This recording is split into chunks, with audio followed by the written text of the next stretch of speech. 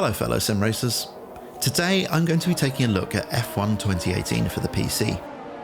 Now, in the build up to the game's release, Codemasters has been making a lot of noise about how much work they put into the simulation side of F1 2018. So, I'm going to take a look at the new title with that in mind to see if this really is a game that sim racers can get behind or if it's just marketing hype.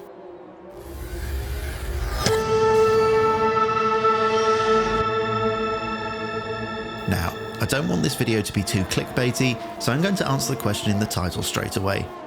Codemasters have made some decent improvements, in particular to the handling model, but there's still a way to go before we can start making fair comparisons to titles like R-Factor, iRacing and Assetto Corsa. That being said, they have made some pretty decent steps forward in the way the cars behave, and the overall driving experience is much better than in previous titles. So, with that summary out of the way, let's take a look at what's good and what's not so good about F1 2018.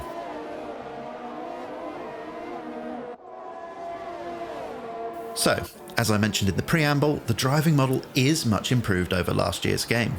Force feedback has received some attention, and in my opinion at least, this is the first game in the series where I feel like the wheel is communicating information that reflects the interaction between the car's tyres and the road surface. This may of course be a knock-on effect of Codemasters' much publicised new tyre and suspension models. Whatever the case, the force feedback feels far less synthetic than in previous editions. That being said, it isn't up there with Assetto Corsa or the newest content from RF2 and Race Room. But you do now get a sense of how the tyre is moving across the tarmac, and that is a big step in the right direction. To try and summarise F1 2018's driving experience in one thought, it's the first of the Codemasters F1 games where I feel like I'm driving something that's properly interacting with the world around it, rather than just being superficially placed there. Moving on, I've not tried the game online yet, but I must admit to being very impressed with the AI, which again has taken a step forward from last year. They are far less likely to turn in on you, they make reasonable defensive moves, and when you push up the difficulty slider, they seem to be pretty damn quick. This all adds up to create one of the most rewarding offline racing experiences in any title I've played. I think it's fair to say that Codemasters are the undisputed champions of compelling gameplay in a driving game, and F1 2018 continues to build on the good work they've done in the past. F1 2017 had what was arguably the most in-depth career mode of any racing game, and the new title features some incremental improvements in this area. If you're a hardcore F1 fan and are interested in the goings-on off of the track, then the addition of media interviews will enhance the experience further and add to the overall immersion. You can become a complete PR robot, towing the party line for your corporate overlords, or go the Fernando Alonso route, burn all of your bridges and be forced to drive around at the back of the grid for a while before chucking it all in when GTR 3 comes out. Tweaks have also been made to the technical development tree, and I'm reliably informed by other racers that this is a big improvement. Though, I must admit, to me it looks like more of a reorganisation than anything else. This was an aspect of F1 2017 that didn't really do much for me, and I still feel the same way about the new title. Of course, your mileage may vary. The driver rival system in F1 2017 was fairly limited, and you could only square off against your teammate. While in the new title, you can go full K-Mag and start a grudge with any driver you like. But the system still feels a bit arbitrary. Finishing a race is worth the same number of marks as winning one. And my personal favourite, finishing behind your rival but with a faster race lap could potentially mean that you win the rivalry for that event, which makes absolutely no sense to me. Now, moving away from the gameplay side of things and a word about visuals. The game has received some small tweaks in this department, but in my view they've made a big difference. For me, the most obvious changes are in the way that atmospheric effects are displayed. As you look into the distance, the view is clouded by a very convincing, subtle haze. This may seem pretty minor, but for me it's helped with the immersion no end. Add in some subtle colour and effect tweaking and it all hangs together in a very natural, believable way. In fact, I'd go as far as to say that, visually speaking, F1 2018 is the most immersive driving game on the market right now. And reports suggest that it's a little better optimised than last edition, which should be good news for those with older rigs.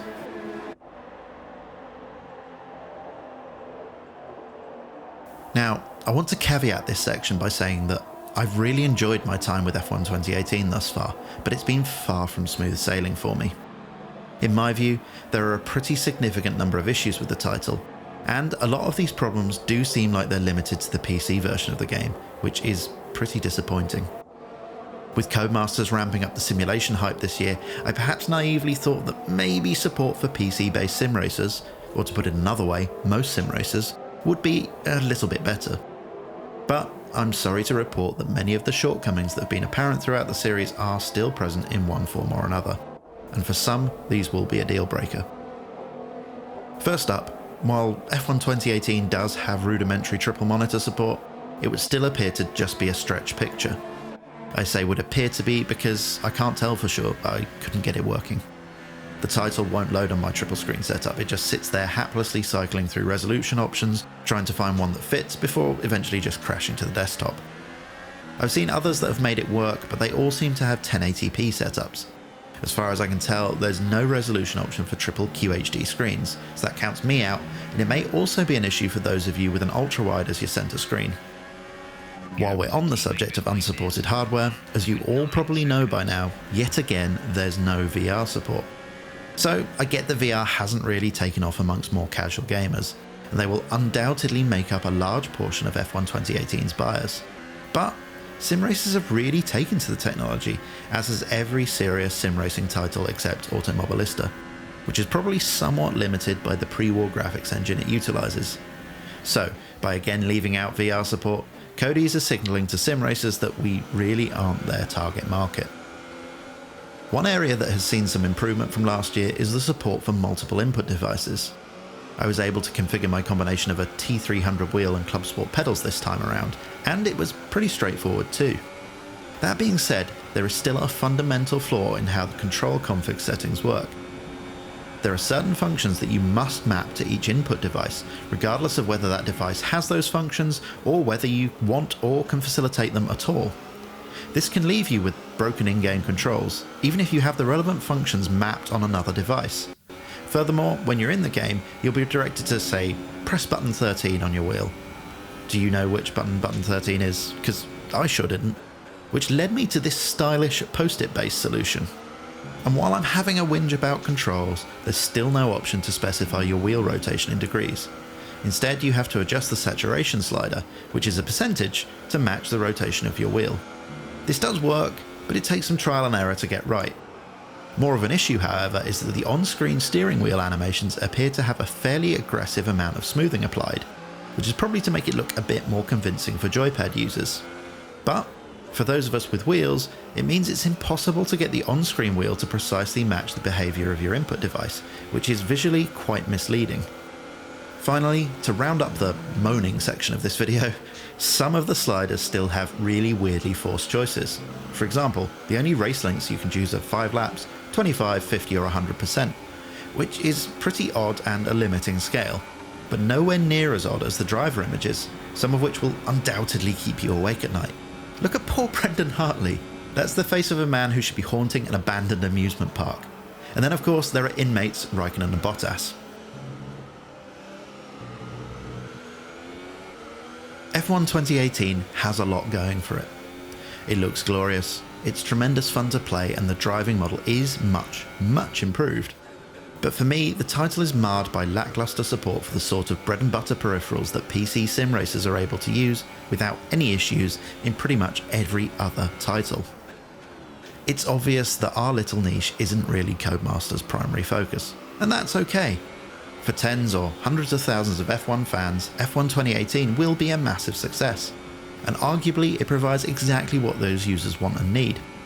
And if you're going to play this on a console, then the game is pretty well optimised for that environment, and most of the issues I've discussed here probably don't apply.